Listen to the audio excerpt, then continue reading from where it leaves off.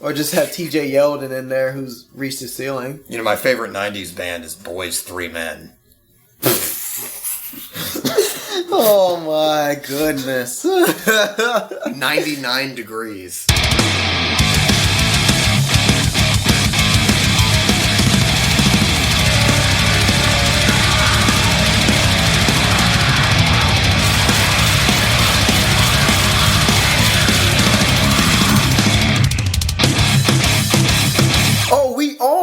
We are live. We are hot. Let's go.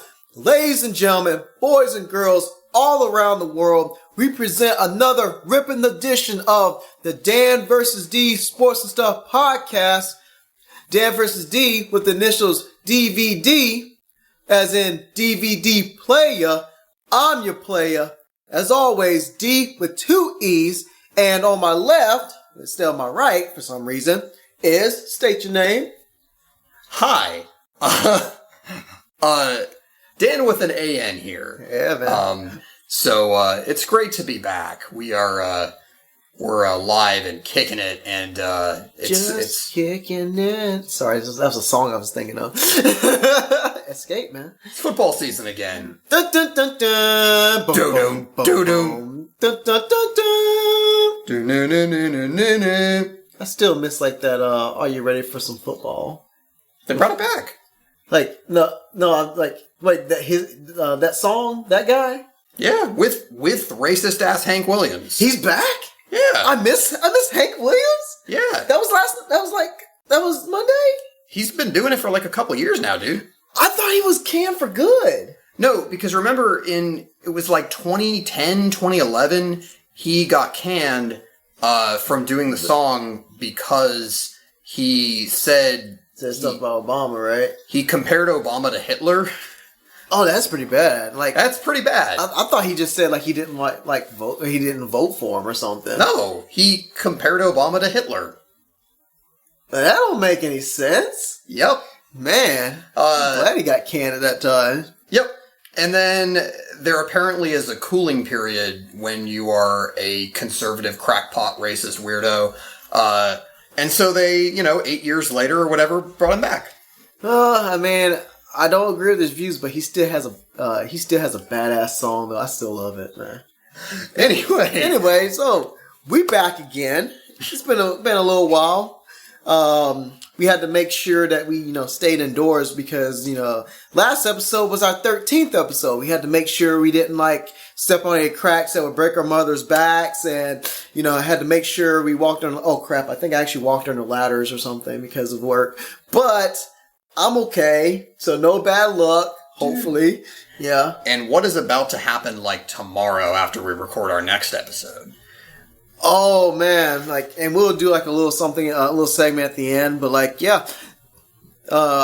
Hurricane Florence. So stand back, a hurricane is coming through, not Hurricane Helms, and definitely not the Carolina Hurricanes, but the Hurricane Florence, supposed to be projected probably the biggest this state has ever seen, not just the state, but probably that this nation's seen, which is really interesting. Yeah. Speaking of which, not to make this oh my god, I'm offended kind of thing, but it always did strike me that naming a sports team in a hurricane-prone region, the Hurricanes, is kind of a little bit insensitive. Well, hold on. Hurricanes that happen in the Carolinas, though. I guess so, but people do die every time one comes through, so... Yeah. It's not quite the Bullets or the Colt 45s. Wait, the Colt 45s was in there? Yes. What? The Houston Astros came into existence as the Houston Colt 45s. I mean, at least they were named after a beer. Or at least... actually, okay, Google, because I can't remember. I mean, at least that references a beer. Team Colt 45. Yeah, the Houston Astros. But yeah, the Washington Bullets though just sounds pretty badass, don't you think? To a point, but in a region that was having major problems with gun violence, I think that was actually a situation where the owner voluntarily changed the name of the team without people campaigning and then him being an asshole. Snyder.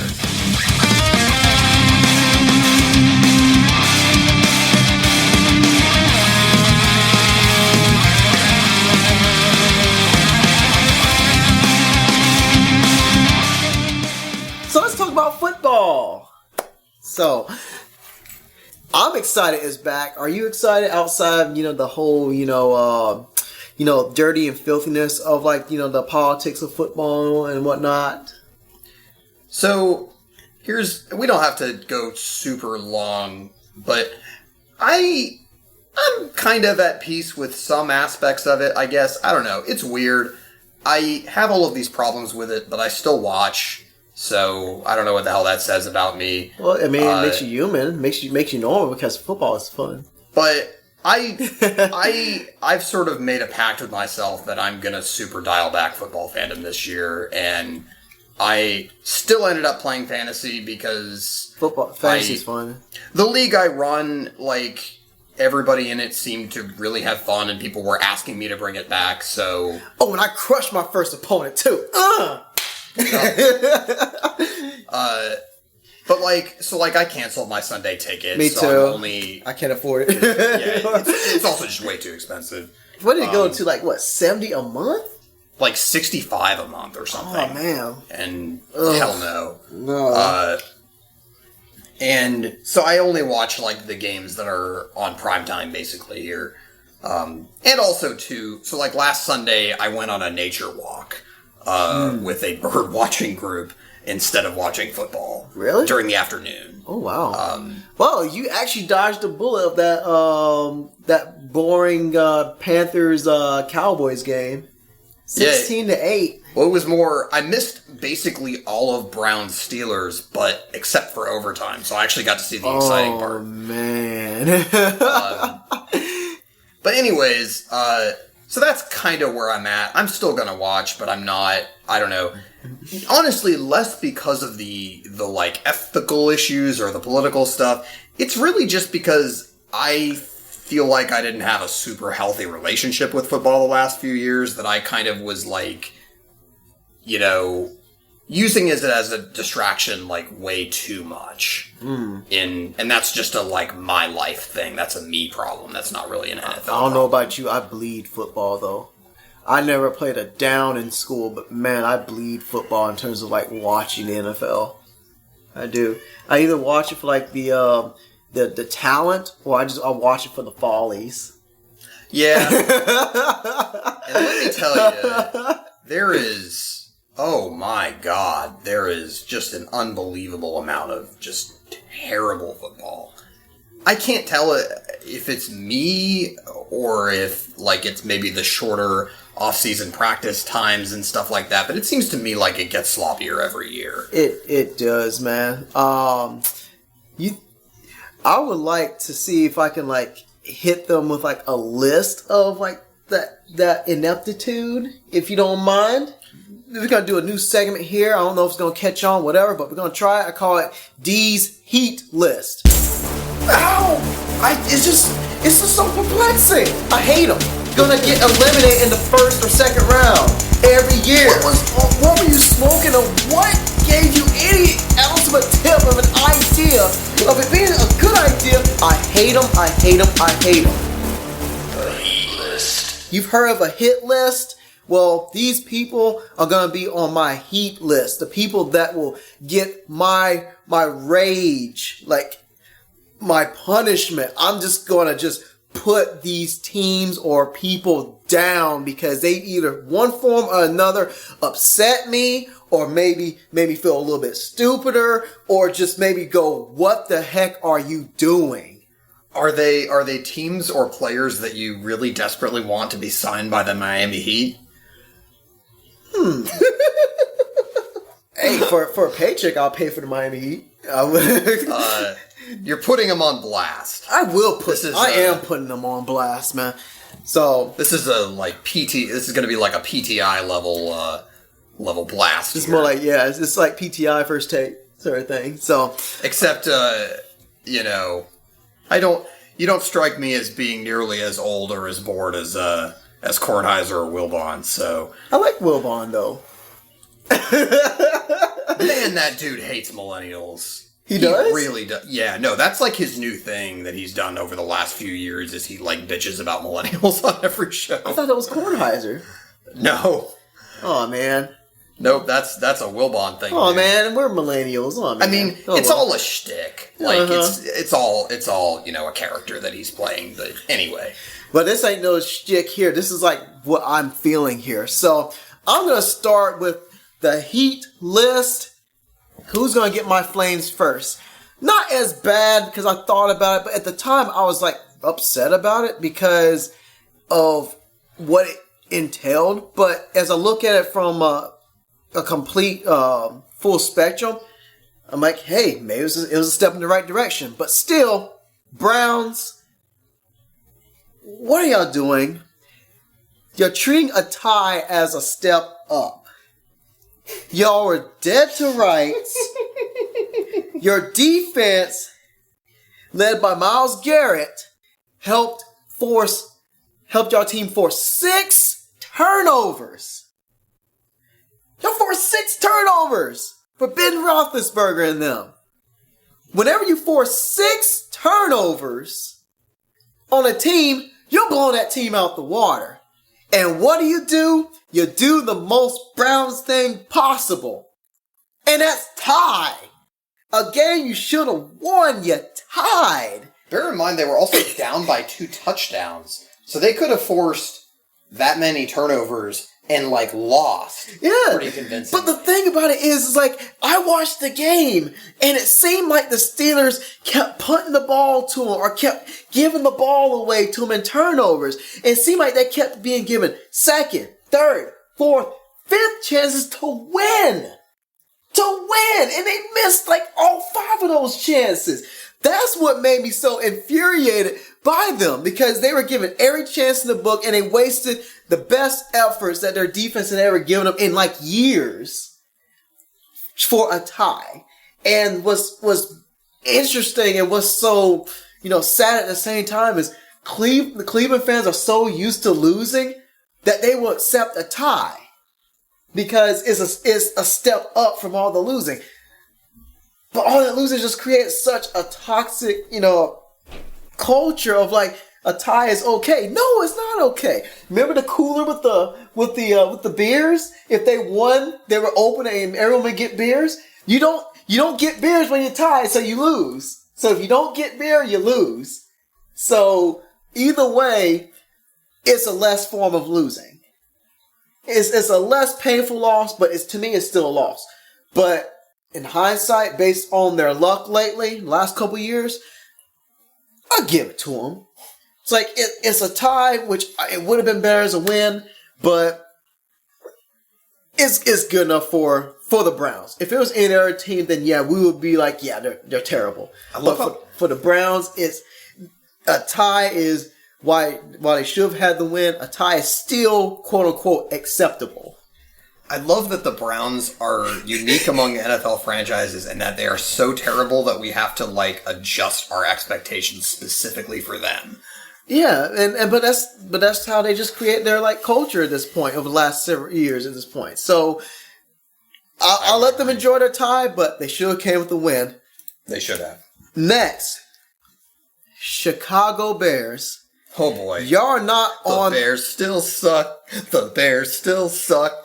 I won't join in because the respect of my brother, because that's his team. And while you're on my list is you're low on my list, but you're still on the list because 20-0 at halftime when he had basically control the whole time, that first half, they should have came out with a win. Cause come on, it ain't like they're a team that don't have a running game. How do you have a 20-0 lead with Jordan Howard, Tyreek Cohen, and then a somewhat improved Mitch Trubisky, and it's supposed to be this new offensive-minded coach? How can you have not scored a couple of field goals instead of that one with what was it 8 minutes left in the fourth quarter? They didn't score a single point until the fourth quarter when the pressure was on them. Even then, they were actually gifted a couple turnovers and gifted an extra touchdown because Deshaun Kaiser is a turnover machine. So really, without it, imagine if Rodgers was still there. But even then, they dominated Rodgers that first half. So they set the tone. So how did they lose that tone so quickly in the second half? I don't get it. 20-0. You should win that game. Especially it's your arch nemesis. Like, and it just seemed like they all were gassed. The offense didn't know how to, convert first downs and score points. It was just, you had them and you blew it. Now, I will give you a mulligan because you're playing against probably like the best quarterback in the league with Aaron Rodgers. But for Khalil Mack to have like a career day and to waste that and not have the win, that's why they're on my list. Because it wasted really one of the debuts for the ages. And that's why I'm just like upset because they had it and they blew it. Yeah. It's very rare to see a defensive player dominate a game so singularly the way he did. But it's Aaron Rodgers, dude. It's Aaron Rodgers. He came out of the locker room coming back into the game, and did they give him that little cortisone shot, whatever? That was very blitz the league. It really was. But the whole team, defense, special teams, everything just seemed to perk up, and their entire team's level of play went up as soon as he came back. I mean, imagine what the Patriots if Brady was injured, but then he came back. Yeah, wouldn't that inspire hope? Yeah. When you got Brady, you got a chance for a win. Same thing with Rodgers. You saw what happened to them last year. They were nothing. They were a skeleton when he was out. Yep. It was very 28-3, honestly. It was like an avalanche and it just couldn't be stopped. But what it reminded me of, honestly, was my very fond memories of another Bears. I guess this was a Monday night game, but you remember the game I was thinking about. The Bears are who I thought they were.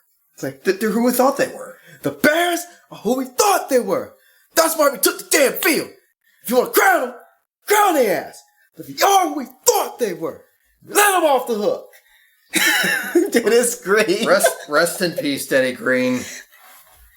Wait, that's right. He passed away, didn't he? A few years ago, yeah. Oh my God, that's right. Oh man, yeah. Rest in peace. But that's probably one of the best tirades I've ever seen in my life. Quick side note: I love Denny Green. He just seemed to genuinely. You say Danny Green? It's Dennis Green. Denny Green. Denny Green. Okay, I thought you said he did go by Denny.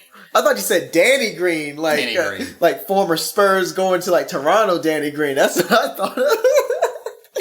Danny Granger. Oh, man.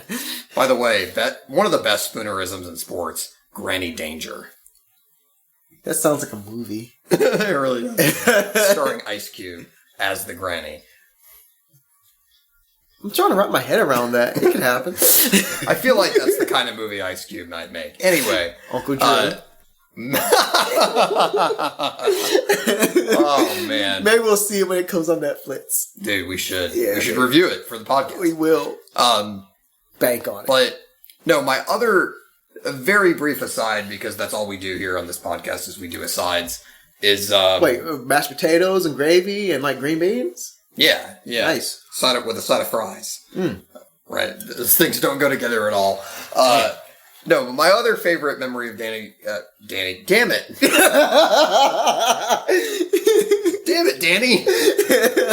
My other favorite memory of Denny Green was the video of him from Randy Moss's rookie season, where and I think this is the play where he caught a ball along the sideline and literally there were 3 defenders around him and he literally just ran by all of them because he was just that freaking fast. And here's the coach on the sidelines, freaking out like a fan in his living room in front of the TV, just yelling into the camera, "That's what a 4-1-5 looks like. That's what a 4-1-5 looks like." Hey, that's what it looked like. You told the truth. Yeah.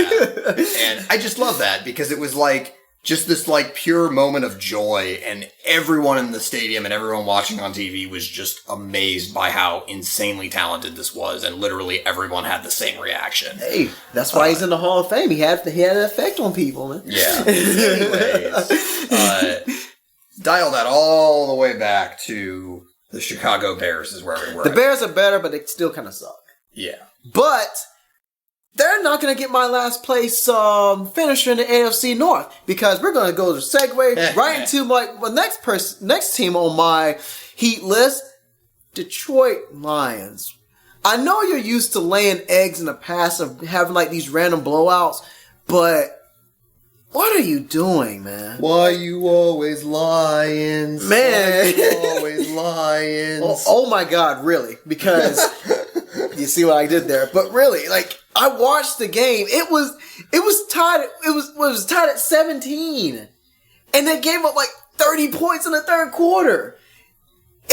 I've never seen a collapse like that in a long time, especially like in one quarter. You have a guy that you're paying over $100 million for in Matthew Stafford, and he just threw ducks of interceptions.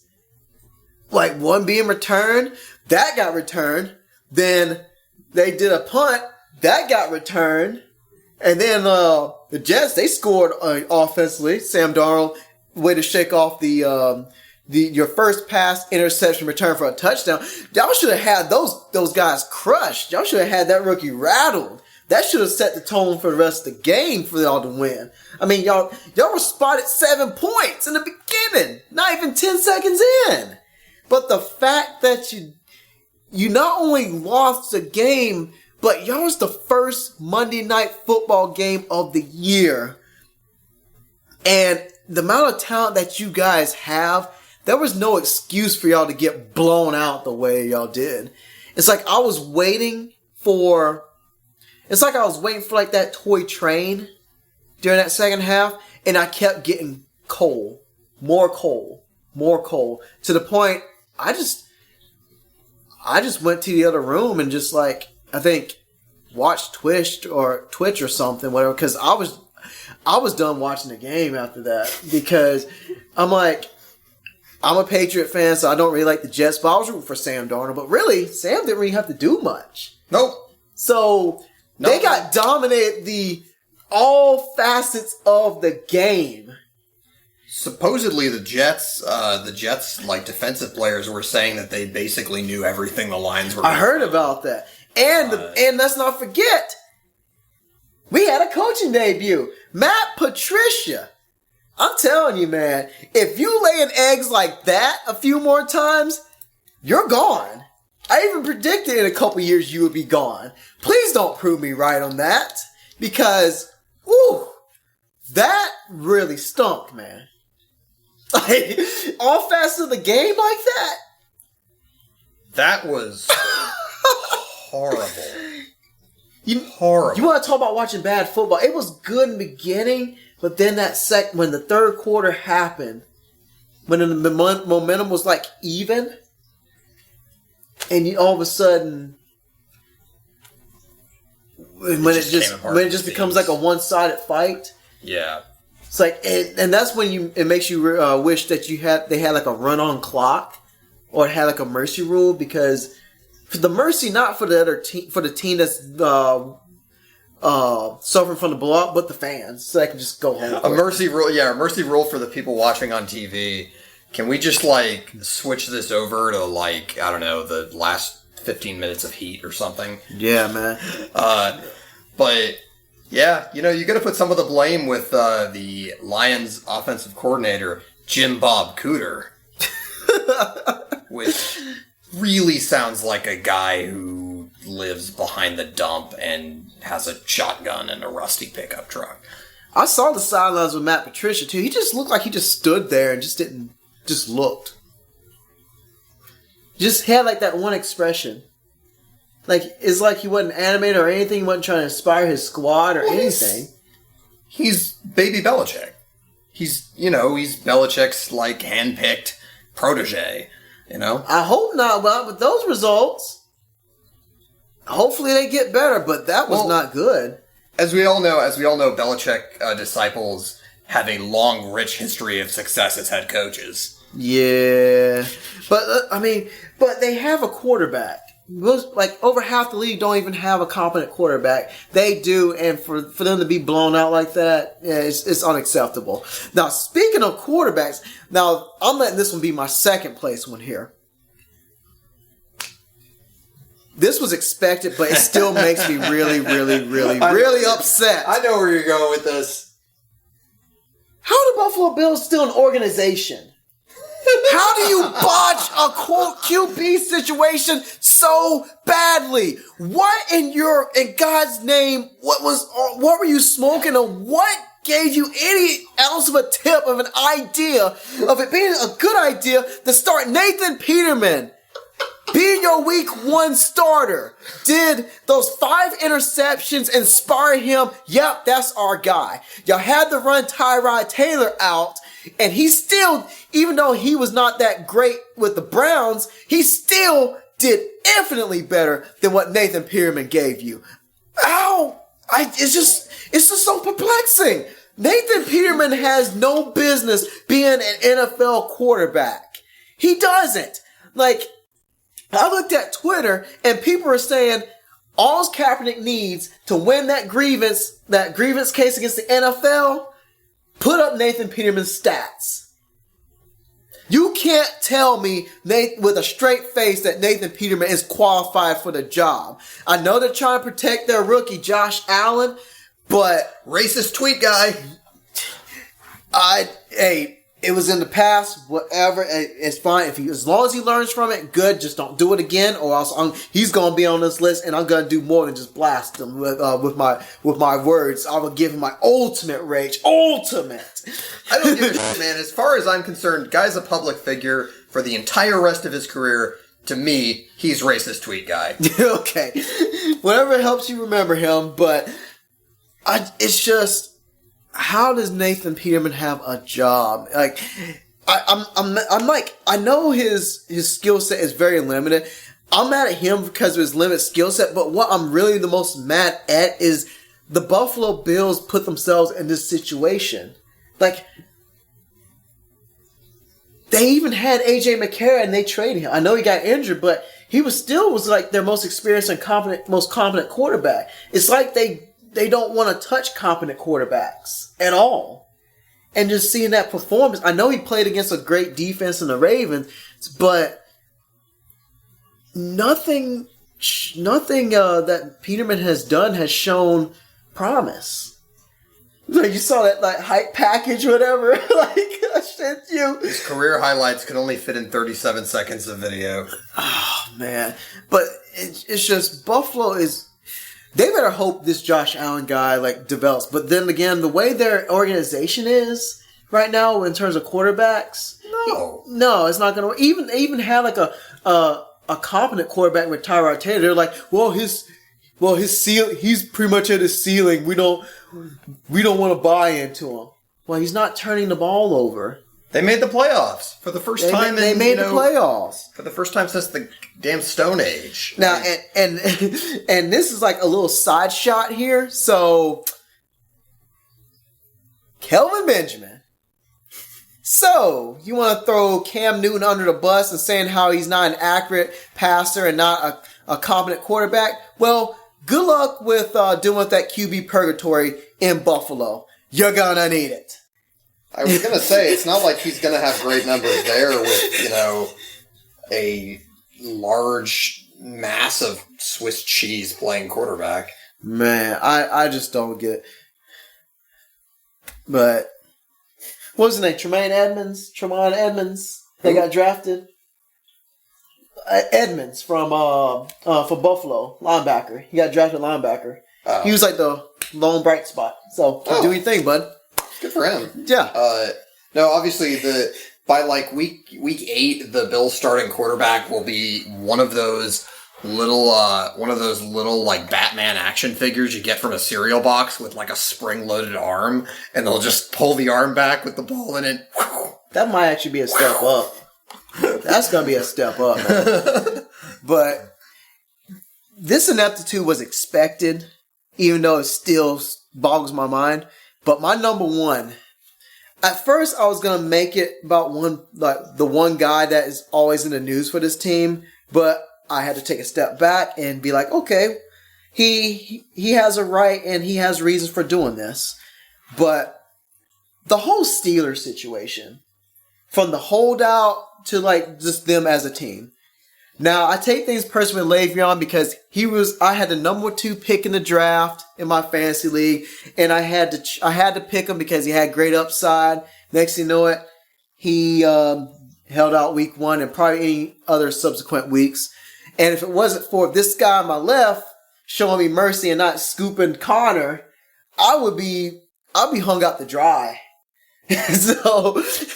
So Connor really did, James Connor, he actually did help me. So big ups to him. But the whole, like, the linemen, talking trash about Le'Veon Bell's holdout. I understand Le'Veon, he's a little bit selfish about it, but at the same time, he's like, hey, I'm one of the best running backs in the league. And shoot, I'm going to be entering the twilight of my career in a couple of years. Was he 26? 26, 27? Yeah. So he's got really a few more years of prime in him before that dirty 30 just splat. So he's just trying to get his money. Yep. So he's trying to get that Gurley money, which he deserves. Gurley's a better runner, but I think Le'Veon's a better pass catcher. Yep. So yeah, it's more than justified. I just take it personally because I can't use him right now in my fantasy league. But if that's the worst, then I have to say about you, that's fine. But the biggest thing is the whole team is distracted by that. You could tell. I hear about the linemen talking or airing that dirty laundry about Le'Veon, how they wish wishing he could play and stuff, but they were just obviously distracted by that. But the biggest thing is, you guys, for the amount of talent that you guys have, you were up 21-7, and you allowed the Browns to tie you guys, where y'all could have easily blew them out. That's unacceptable. Really, they should just go back in the record books, erase their tie, and just put an L there, because there is no reason for them to have tied. Because it was just, they had control of the game. It was in the bag, but they committed folly after folly after folly. I mean, this wasn't like they were playing against the Jaguars. I mean, they probably do have like a Jaguars level defense, but offensively, they were just terrible. Like the Browns were, but they somehow let them come back in. Well, zoom out for a second. This has been the last 2-3 years with this team, and that's what's going to be my point. Like I was going to get to that point too. It's been like this every year with them, and they friggin' lost to the Jaguars in the playoffs last year. Like they got blown out by friggin' Jake Bortles. Jake Bortles, Blake's brother.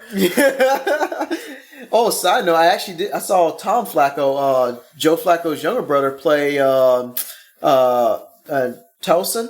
Last Saturday when they played Wake Forest. Oh, nice. Yeah. So speaking of little brothers, but long taco. Yeah, but yeah, like as a great segue for that. That's why they're number one on my heat list, because it's not just because the Browns, like they had such a pathetic performance with the Browns. It's just, as a Patriots fan, we've won championships with less.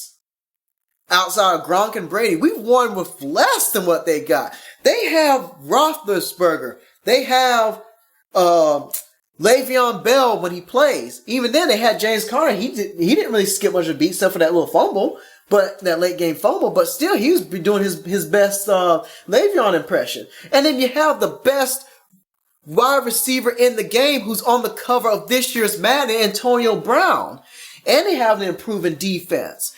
And they've had this nucleus of an offense for the last 3 years. And they haven't been to the Super Bowl once. They haven't proven they could beat the Patriots in a playoff game.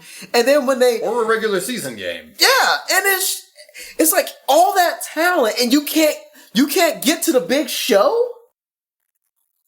That's number one, because they have no excuse to really not make it to to the end.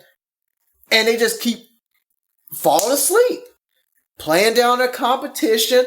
They keep stumbling. They'll probably beat up some chumps here and there, but then they're just inconsistent for some reason. And then when the games matter the most, they wilt. And then it's just going to be a sad sight when yes, Le'Veon is going, I'm predicting he's going to leave. And that's going to start chipping away that nucleus. And then they're going to realize that window they had open for the last few years, they completely and utterly squandered. That's why they're on the top of my heat list. That's why I'm mad at them. Like, you have all the talent that teams would give like their firstborn for. And you can't get it done. And then this drama already still with Le'Veon surrounding that is just the icing on the cake. So, Steelers, get it together or else you're going to be a repeat offender on my heat list. Thank you. Good night. Very nice.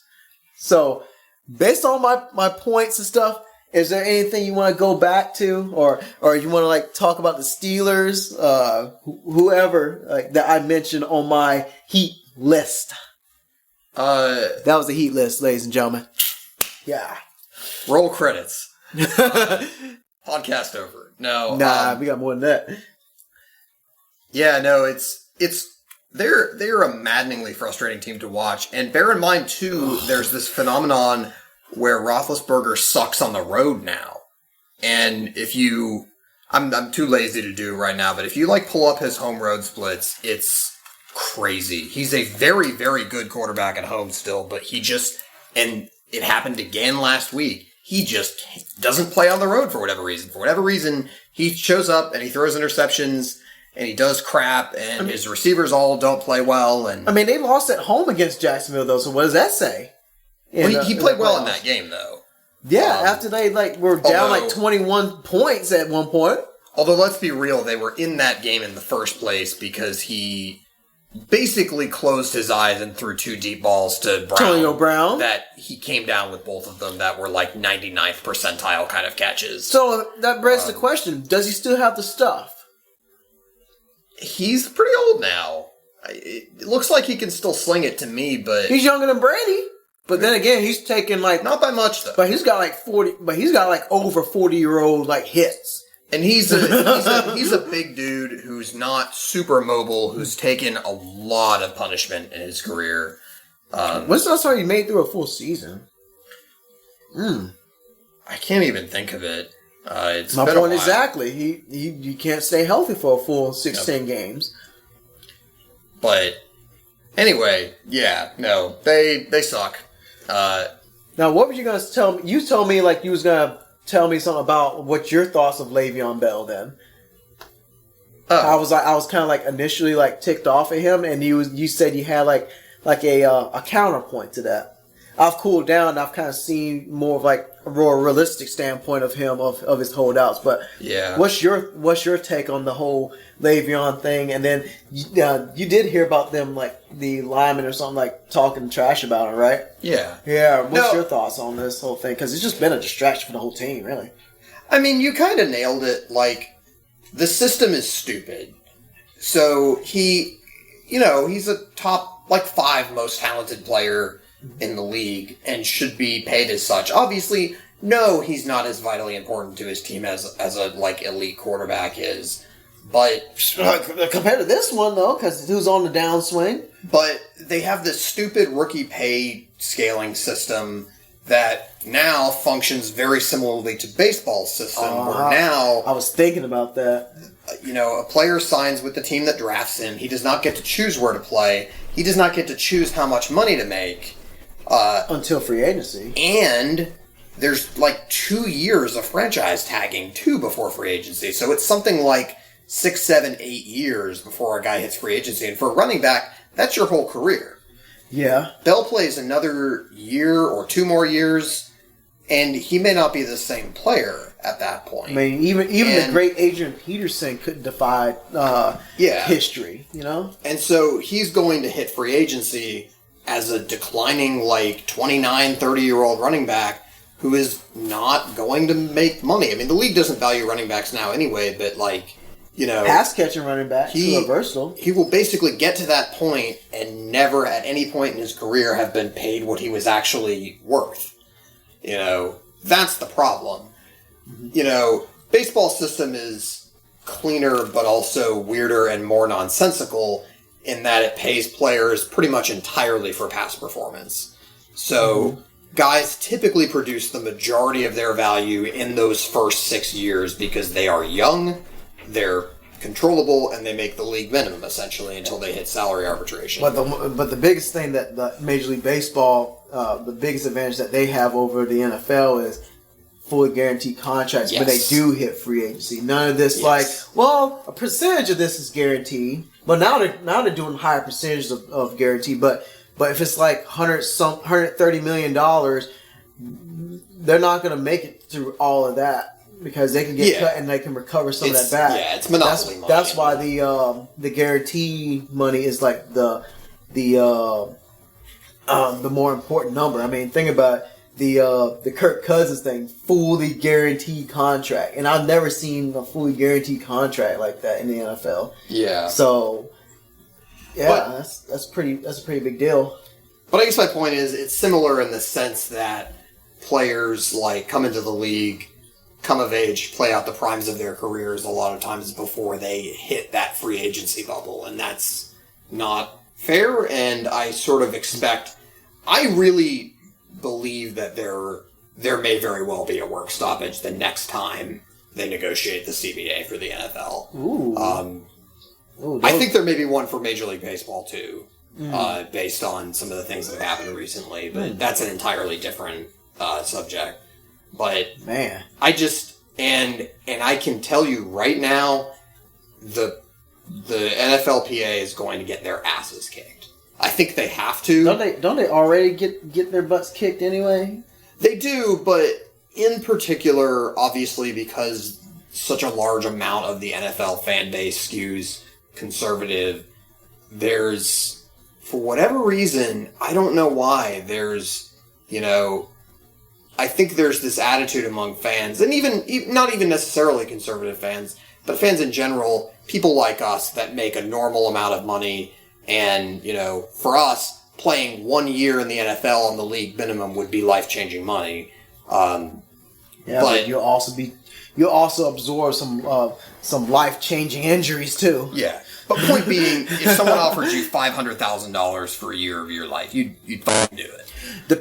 I would, but then I'll probably reevaluate that decision if, hey, I was paralyzed from the waist down as a result of it. Well, yeah, but my point is that I think there's an attitude among the fans that essentially you make money playing a game. These guys are millionaires anyway, so they should just shut up and play.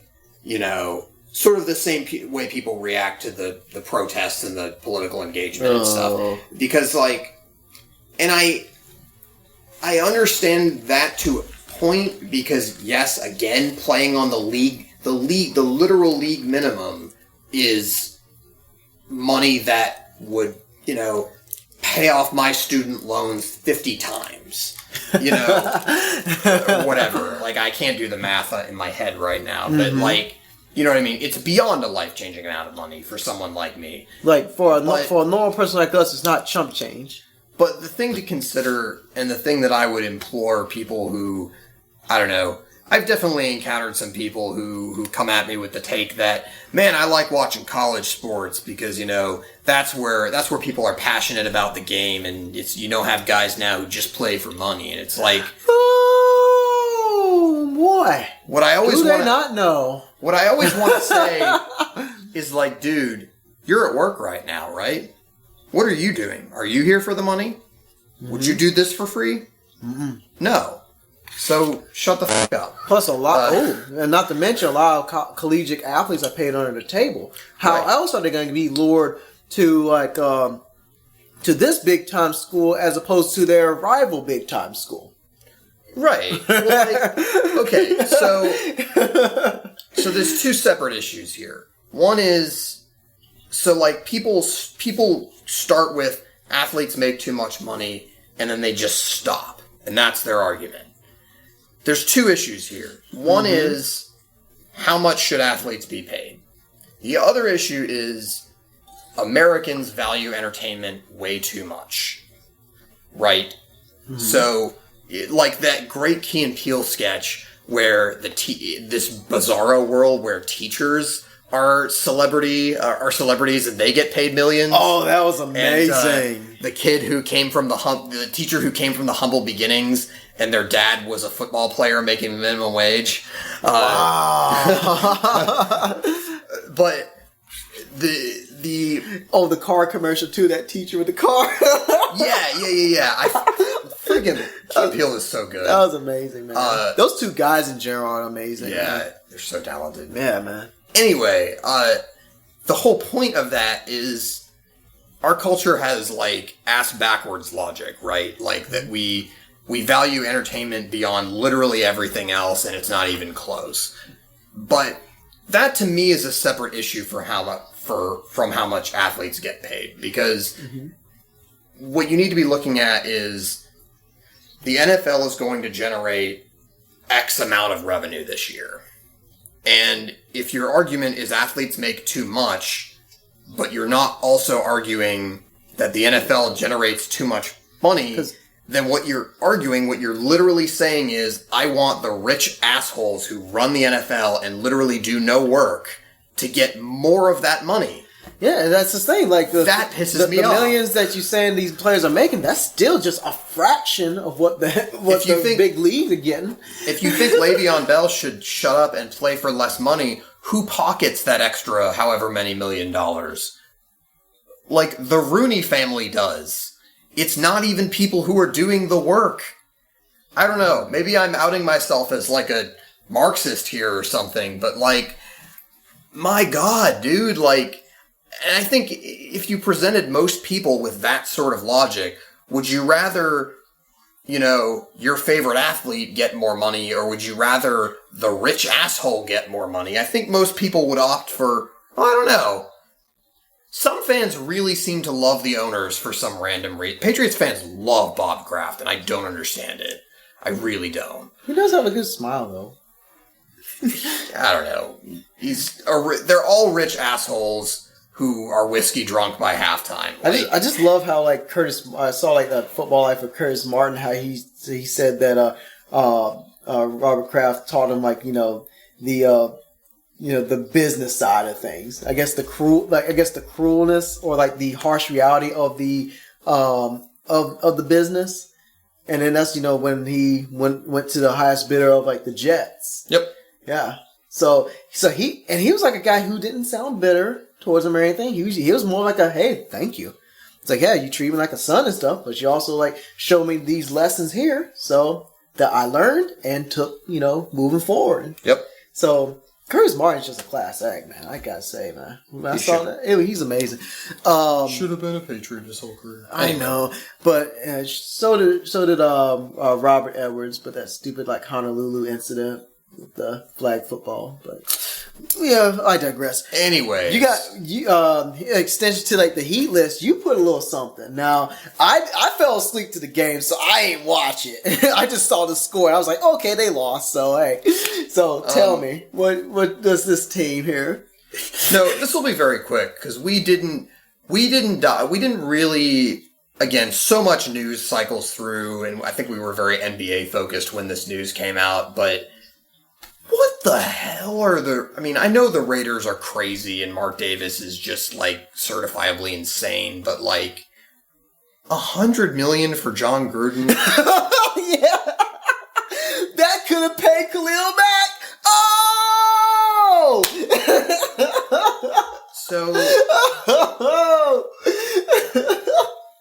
like, head coaches are somewhat important in the NFL, but they're not Nick Saban to Alabama. It was because he was on TV. That's why. Right. He had the exposure, man.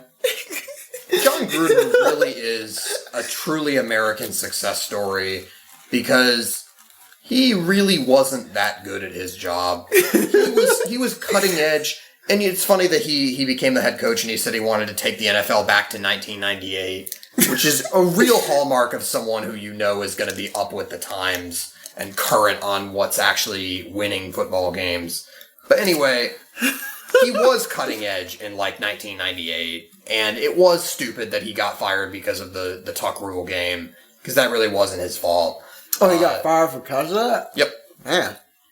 And then he won a Super Bowl with Tony Dungy's team.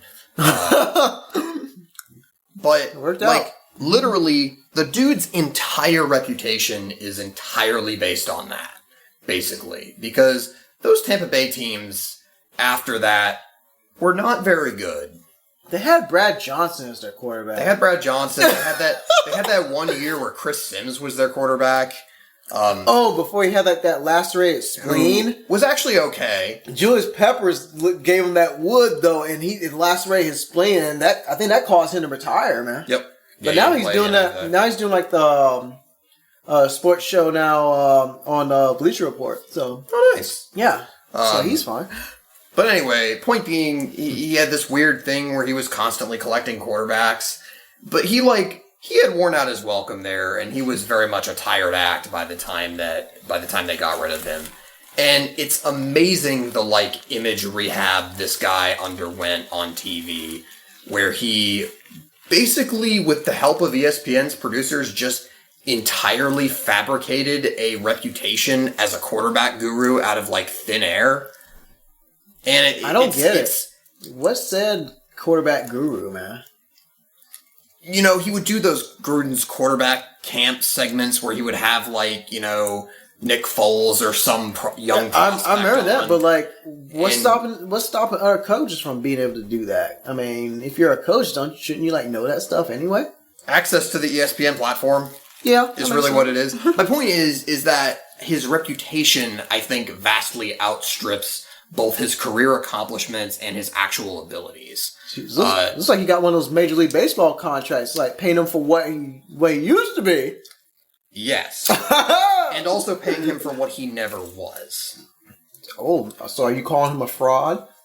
Yes. As a matter of fact, I am. Because it's very much how, again, we just really can't stay away from politics on this sports podcast, but it's very similar to how guys like Steve Bannon and other people that were in Trump's orbit, who were just total hucksters and con men, were able to use the media to legitimize themselves. Mm. And now, Steve Bannon is, somehow a, respected, not respected, but he is considered, a political genius. Even though, he was a guy who made, shitty Sarah Palin documentaries without her permission. And stuff like that. That's how he actually got started. Point being is that, I in particular have a real distaste for that sort of media-created celebrity who, it's that thing where if you say something enough times, it becomes true. Spider 2. Gruden's a genius, Gruden's a genius, Gruden's a genius. If he just... Spider 2, Spider 2, Spider 2. If he just whacks Josh Rosen in the nuts enough times with a pool noodle, then, people will think he's smart. It's basically that. And I don't like that, and man. I don't know.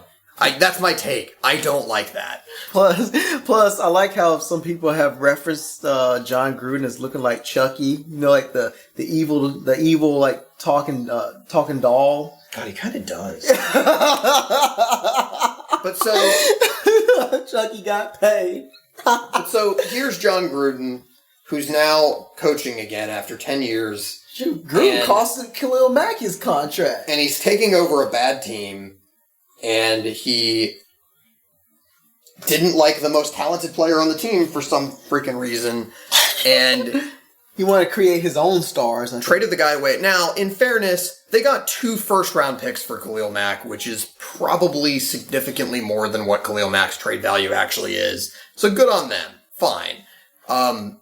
But I mean, I have no faith that he's going to be able to use those first-round picks well.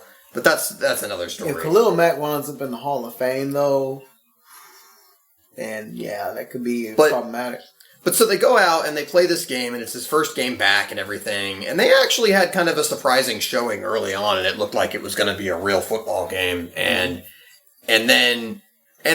I'll cop to this. I fell asleep at like halftime because it was late, and I just didn't care. I fell asleep. I think after kickoff.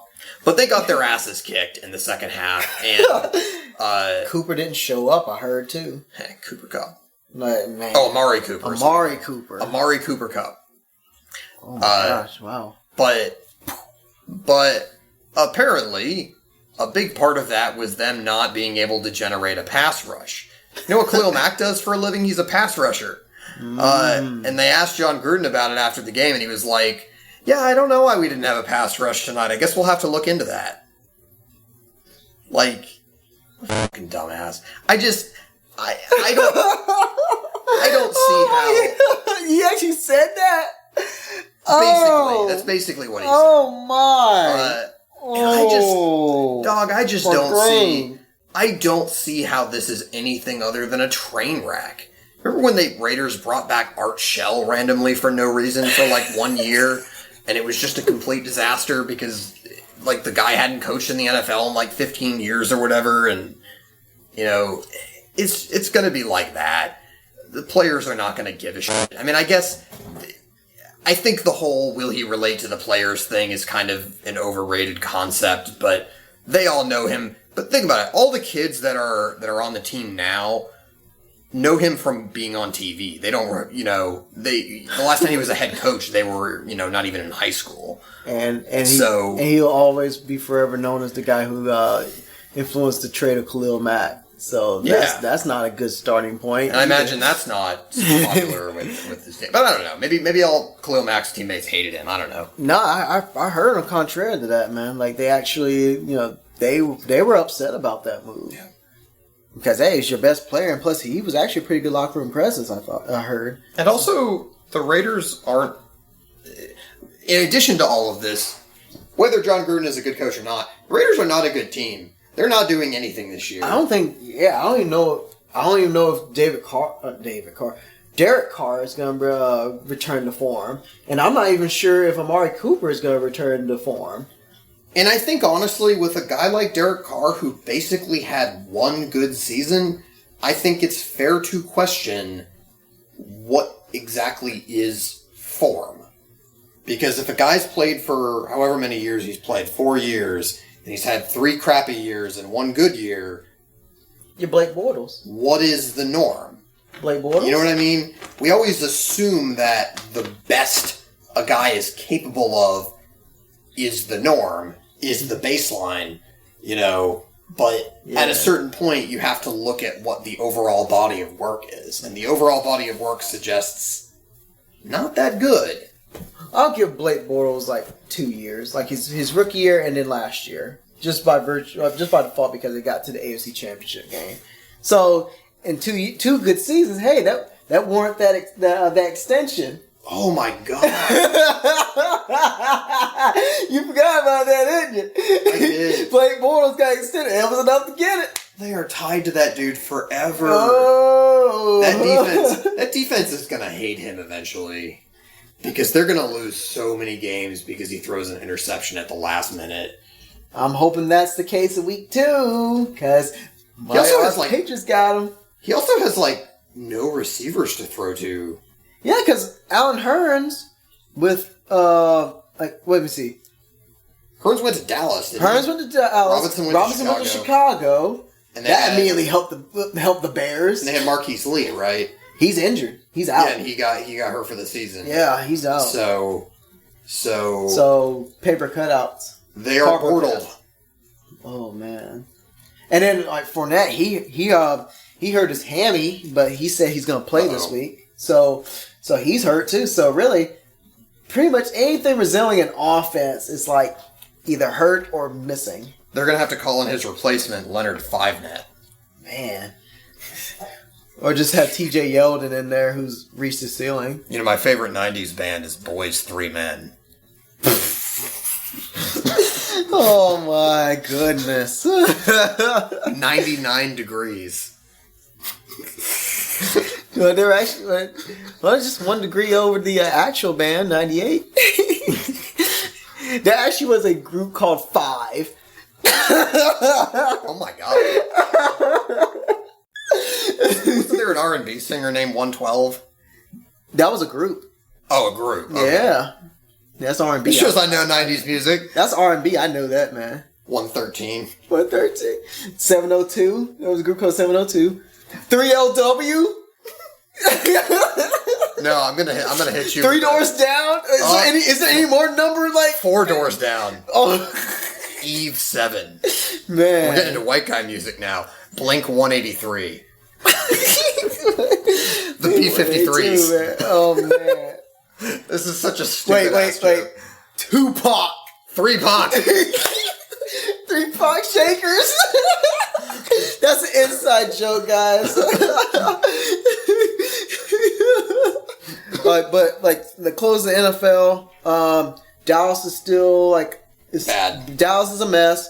The Patriots are still good, but we don't really have any receivers. Hopefully Corey Coleman works out. I don't know.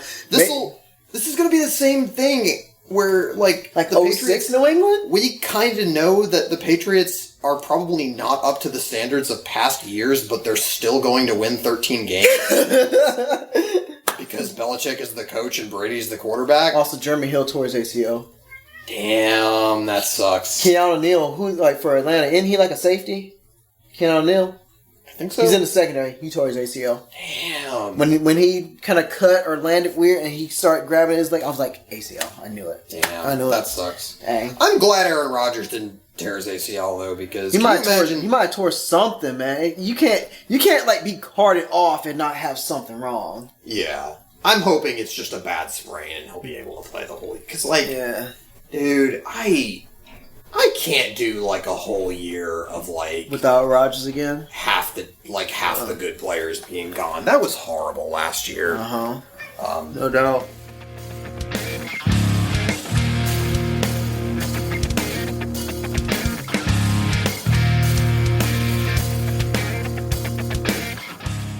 So D. Oh boy, I thought I was waiting for this one. So I know you're not a huge baseball fan, but you're a fan of Atlanta Braves baseball, right? Yeah, but I have been. I will tell the truth. I haven't really been tracking them that much. Well, you should start, and here's why. Oh boy. Fangraphs playoff odds. I lost my mouse. All right, Red Sox clinched a playoff spot yesterday. Good. All right. What does that say, dude? What the heck? So that is why Urinating Tree put a gif of a train just running and then the bridge falling out, and he was saying a reference to the Phillies. Yep. They fell off a cliff. Yes. 82 wins. 90. It went up to 95.8% chance of winning the division. So they're not just going to get into the wild card play-in game. They're actually going to be hosting a playoff series. Yes. Woo! Yo, it's gonna be like all those years of Bobby Cox, man. We're gonna be winning the division titles. I'm telling you, man. 14 straight. Yes. Kind of like Patriot stuff.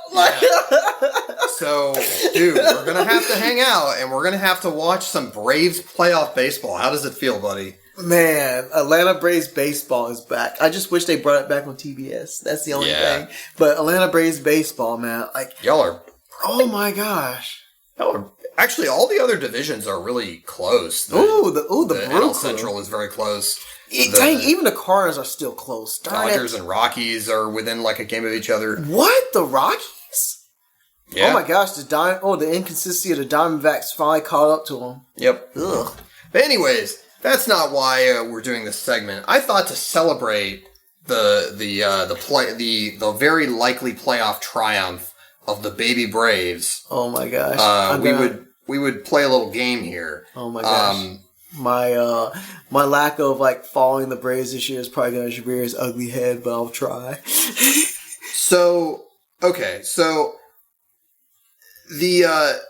We used to play this game, the Ken Griffey Baseball on the SNES, and it was a game that was made without the authorization of the MLBPA. So there was not... It didn't use real names of Major League players other than Ken Griffey Jr., obviously, because he gave his permission. So every team is basically staffed with a roster full of made-up names. Paul Revere. And the Boston one is hilarious because all of the Boston players are named after, like, Boston historical figures. So the, like, third baseman or whatever is P. Revere. And, I think there's a player on the team. B. Franklin? There's B. Franklin. There's a player on the team just named G. Monster, which is not a historical figure. And let's not forget, like, R&B singer C. Brown. Yes. Yes. And randomly Chris Brown.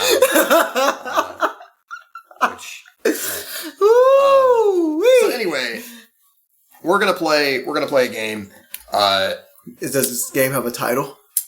It does not. It's a guessing game. So I'm going to have a title. It's one up on the spot. This game is going to be called Baby Brave or Ignorant Knave. I like it. See, I knew you could do it. So the purpose of this game is I'm going to read a made-up name, or I'm going to read a name randomly selected from either the fake made-up name Braves roster from that SNES game, or from the real Braves active roster. Ooh, okay. And Dee has to tell me which it is. Oh, so I'll read you a name, and then you say that's a real Braves player, or that is a made-up SNES character. All right. So the other thing is, in that game, players only had a first initial and then a last name. So this is kind of going to be harder than normal, but I think this will be fun. So just for fun, just to give you a bit of a head start, name as many players on the Braves active roster as you can. Well, I can only think of two, like Freddie Freeman and then Ronald Acuna. Can you name the other rookie phenom on the Braves? I should know it, but like I can't remember his name. No, I can't. Okay, so we'll get back there. All right, so I've got these two lists. I'm just gonna randomly a handful of times switch back and forth between them. Oh boy. But we're gonna start here. Am I gonna have like a ding or an every time I make? maybe I'll overdub this. Okay. All right. Ready? Lay it on me. All right. I'm gonna fail this. I'm gonna fail this so hard. All right. I'm a bad Braves fan. I'm sorry, Braves. C. Edwards.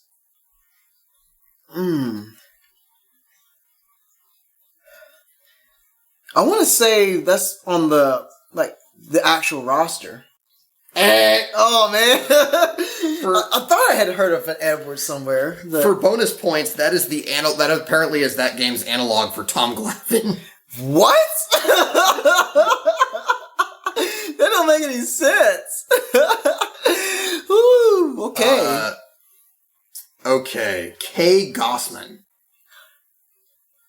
Oh, I think I remember hearing that name. That's definitely got to be real. That is the real Brave. I do remember hearing Gossman. Ding, ding, ding. All right. All right. Actually, this is a gimme. J. Teheran. That's the only one I can use. That's the real roster. Apparently, they didn't get rid of him. Is he like over the hill? Because he's been in the league for like a long time, man. I don't actually know how he's done this year. All right. K. Hook. Oh gosh, that's definitely like Ken Griffey Jr. Yep, because it's like Captain Hook. I'm like, come on. So Captain Hook in 1994 was playing for the Braves. Who knew, man? Was that before or after the actual Hook movie with like Robin Williams? I think it was after it because that movie was like 91 or something. Man, you kept getting work. S. Newcomb.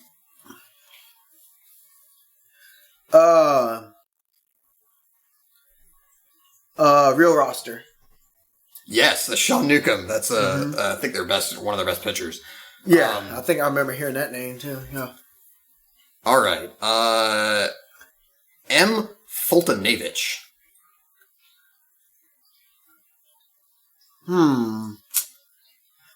That sounds too sophisticated for the 94 game, so I'm going to go with real roster. Ding, ding.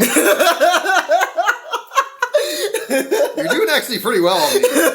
I mean, that sounds too sophisticated, too specific to be on the video game with, like, generic names. All right. D. Swanson.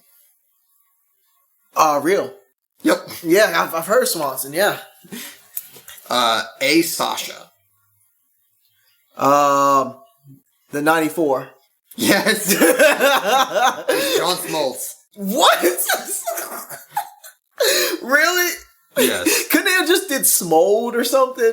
Like, that at least make it resemble, like, the previous names or something? I don't know. R. Rivera. Real. Yes. K. Wright. Oh. Okay, because that could go either way. Trying to make these a little harder. I'm going to go with... I'm probably going to be wrong, but I'm going to go with the 94, Griffey.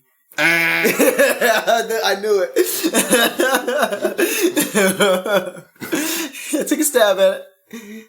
All right. Other good ones here. There's a few other good ones. S. Freeman. S. Freeman? Oh. I'm going to go with the Griffey. Oh, man. There's a player on the roster named Sam Freeman. Wait, that's another Freeman? Yep. Oh, wow. Apparently. That's two Freemans. How about that? Sam Freeman. Okay. This one should be easy. O. Albies. Oh, that's the other phenom you was talking about. The real team. Yeah. Real team. It's messed up. Ozzy Albies was born Albies, yeah, that's the other one you was telling me about earlier, Yeah. like a couple months ago. Dude. Before Acuna came out, right? Yeah. Yeah. Dude, Ozzy Albies was born January 7th, 1997. Man. It's messed up, man. Anyway. What else? J. Robert? Griffey. Yep.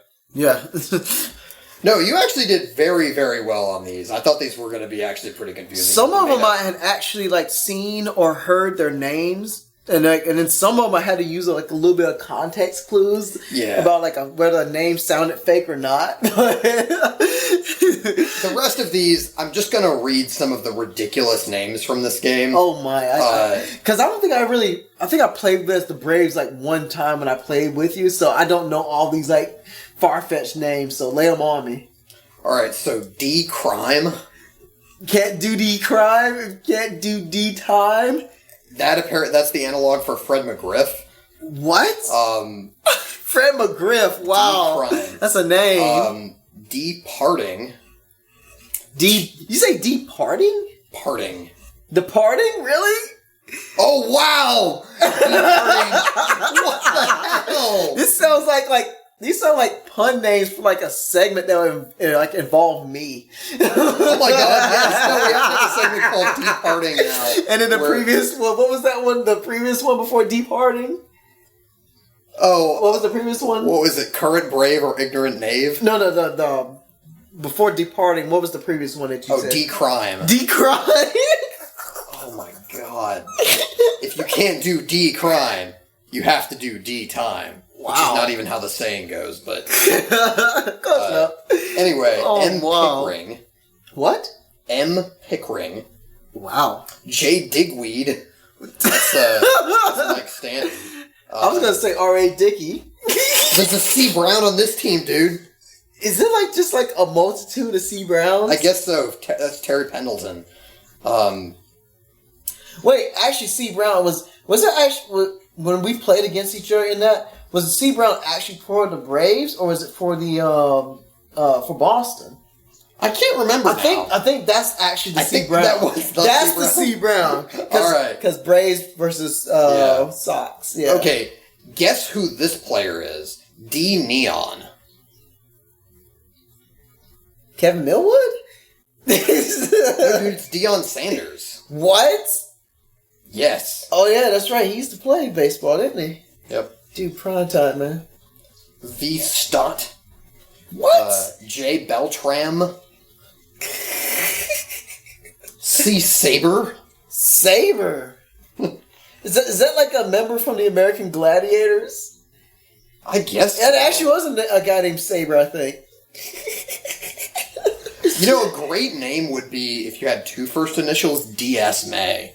Because it would be like dismay. Man.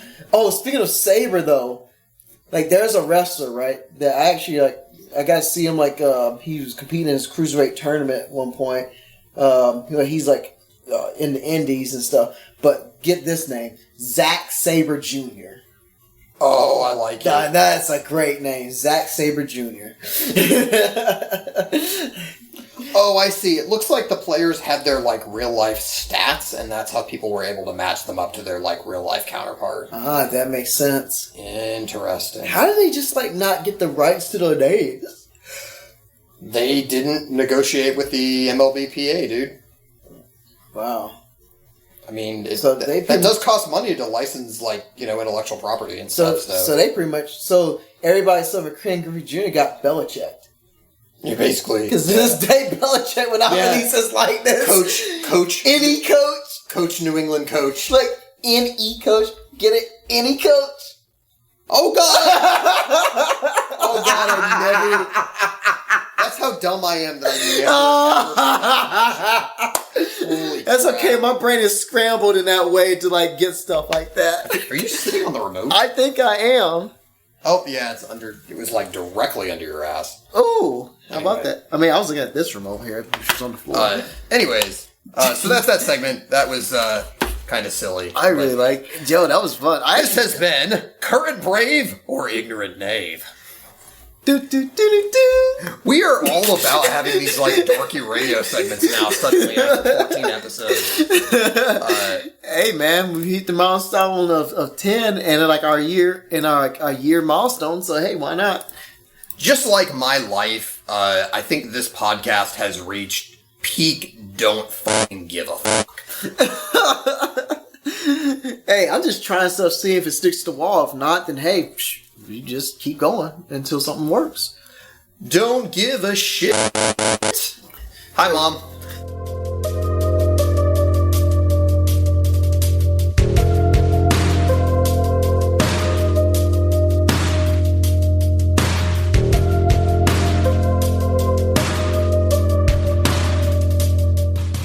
We don't normally dive into serious stuff.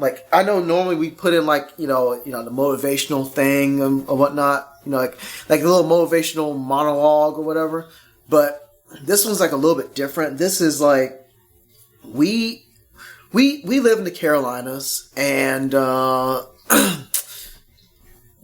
we have unfortunately a gift, an unfortunate gift coming our way.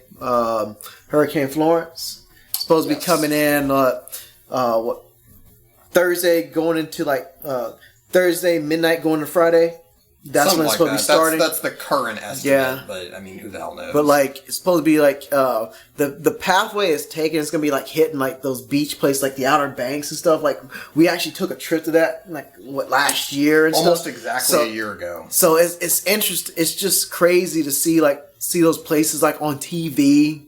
It's the calm before the storm. It looks fine now, but in a couple of days, man, those places are gonna be hit. People having to evacuate. My girlfriend, her family, has evacuated from their city, and it's a serious thing. They're calling for this to be bad. Yep. It's hurricanes are just I'm not a hurricane expert. And I'm not going to pretend to. My girlfriend's more interested in the, weather stuff, weather disaster stuff than I ever will be.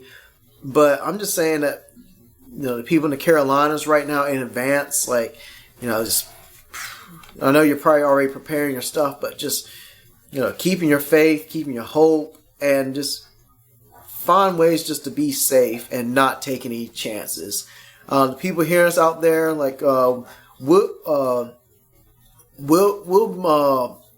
hopefully make it out of this. It's not going to hit us real, like, hopefully not, we're not going to get the worst of it, but you never know.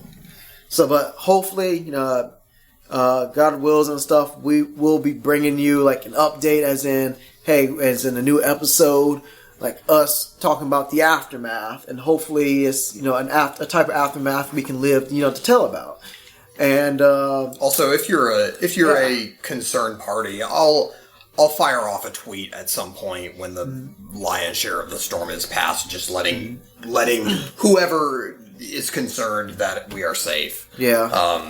And my biggest thing is like the people that have no choice but to go in and like risk their lives like to help us civilians and stuff. Like, I give y'all all the glory and I give y'all all the props and all the mad respect, because my girlfriend's brother, he's a first responder, and he's going to be in that. So he really doesn't really have a choice to run for the hills like all of us do. So the people who are working in the hospitals, the first responders, police, those people who are protecting and whose job it is to protect and serve, I really give y'all like the biggest respect. Y'all have like my utmost gratitude, and I wish y'all all the best and safety. So that way, you guys all can make it home too, and we can like hug y'all and just tell you all that we love you. I will say, like, I'm not sure of what's going to happen. I will openly admit I'm a little scared. I am. Me too. But as my mother told me, the only thing we can do is just try to weather the storm. Let it have it get through it when it comes, and then go on after it's done. So that's my tidbit. So do you have anything to add? I've been through a few of these in my life, but it's not often that this part of the country gets a direct hit like this.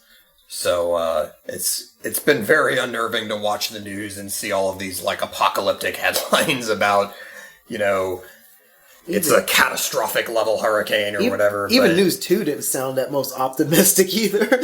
Yeah. But yeah, we just have to maintain faith that things are going to be okay. And it's very unnerving when you're like waiting and waiting and waiting for something to happen. It was like bright and sunny out today. But, like, I came home and I was like, yeah, I gotta, like, pack an emergency bag in case I need to leave in a hurry, and, which I didn't finish doing, but whatever, I'll do that Is that why you got that corn over there? Yeah. Gentlemen, behold, corn! And also, I would say it is important, and hence why we're taking the time to do a podcast in the middle of all of this, that it's important to keep your sense of humor and your sense of joy in difficult times, as difficult as that may be, because that is what motivates you to keep going and to get out of bed in the morning.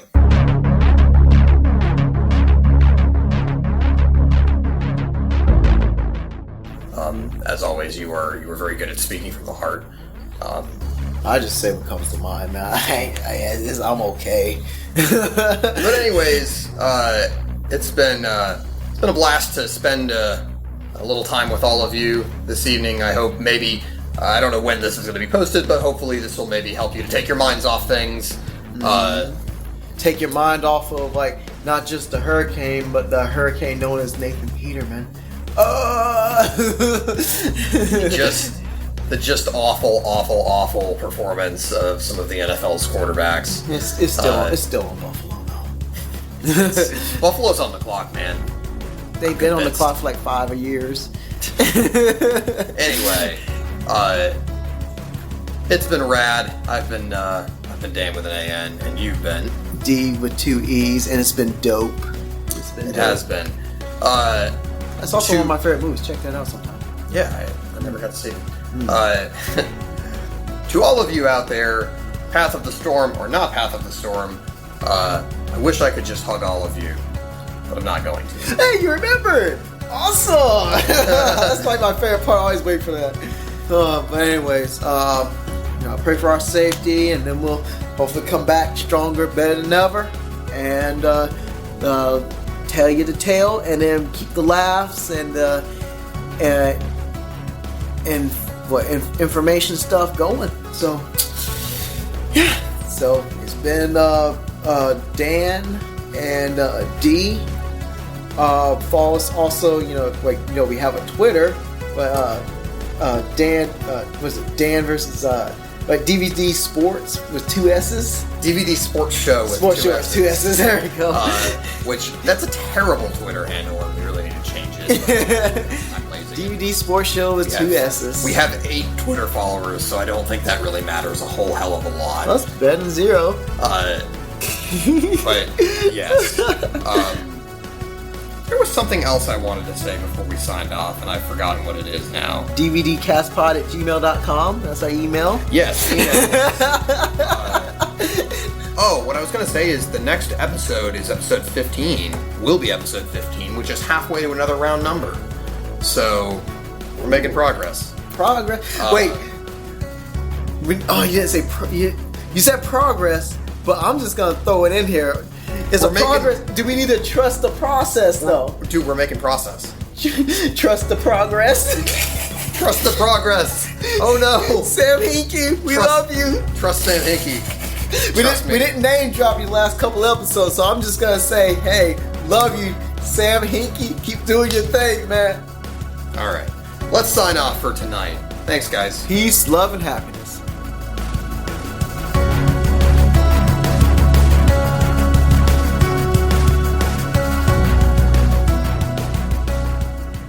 Yeah, tell me about it. Anyways, cut. That's getting cut. Yeah.